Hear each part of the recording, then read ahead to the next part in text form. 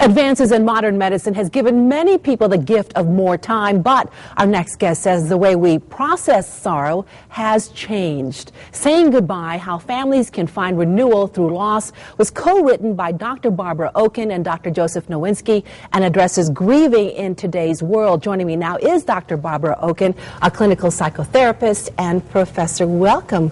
Thank you so much for coming. Coming to terms with our own mortality or that of a loved one is a topic that many people really don't want to talk about. You say, though, the nature of death and dying has undergone a dramatic shift with advances in modern medicine. We now know that children grieve differently from adults and that they actually do grieve. Absolutely.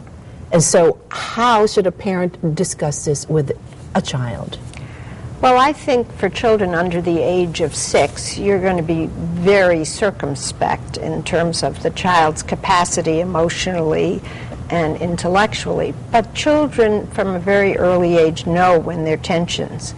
And they need to be told clearly that somebody is sick and what that means to the child, in language that the child can understand. So you encourage parents to really talk openly about this? Yes, and I think it's important for children to have the opportunity to ask questions and to express their feelings.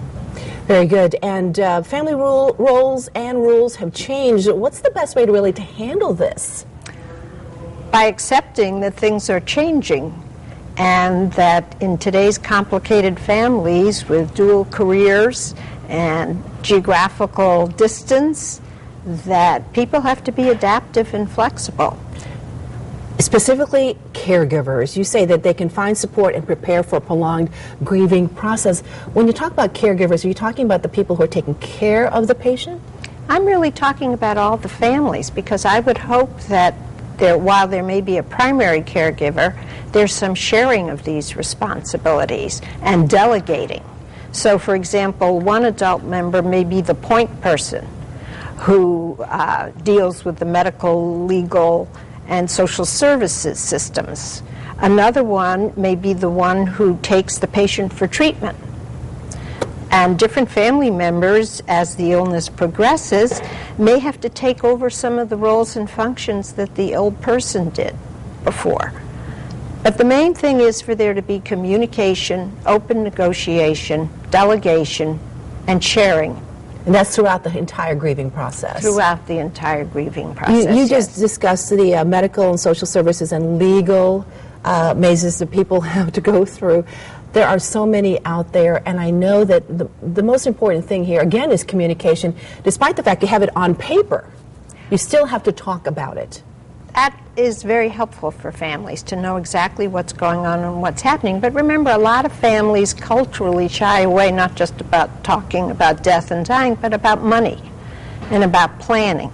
And just as I urge all families, once they have children, to have legal documentation about what the guardianship and other wishes might be should something happen to the parents, I think it's important for families, even before they have a terminal illness, to do and prepare for all the legal and financial issues that are going to come up. Because even though you have it on paper, there will still be issues after they're gone. Especially if the adult members of the family aren't aware of what's on paper. Exactly, and that's why they really need to talk to everybody involved. Because otherwise there'll be conflict, or there'll be a resurgence of previous conflict.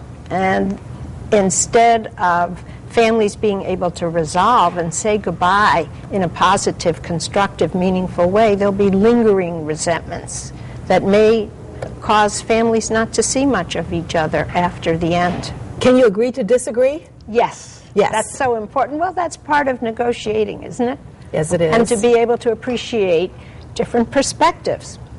You said something to me earlier that the patient also goes through a grieving process, which I didn't think about. Well, that's the difference between our model and Kubler-Ross's model, which was when patients died fairly rapidly after diagnosis. The patient is going through dealing with his or her own mortality, vulnerability, And we want to preserve the patient's autonomy and dignity as much as possible. So it's important for the patient to be in on all decision making unless there's some incompetence that occurs at some time during the treatment. What if the patient is hesitant to take part? You just want to encourage them to do so? Yes, but even if the patient is hesitant or in denial or minimizing, there's usually somebody in the family that is aware of what's going on and the steps that need to be taken. Just in today's medical situation, healthcare system, it requires a lot of energy and effort just to find the right kinds of treatment, to deal with insurance companies, to get consultations. So the medical system alone is difficult to navigate. That's absolutely right. And again, thank you so much for being here. It's all great information. We want to give a special shout out to Brush and Floss Dental Center for bringing us this and all of our health and fitness related segments throughout the year. Dr. Okun, wonderful information. Again, thank you for being here. Okay, thank you. And coming up next, we're making healthy turkey burgers with the folks from My City Kitchen when Connecticut Style returns. Should I take this?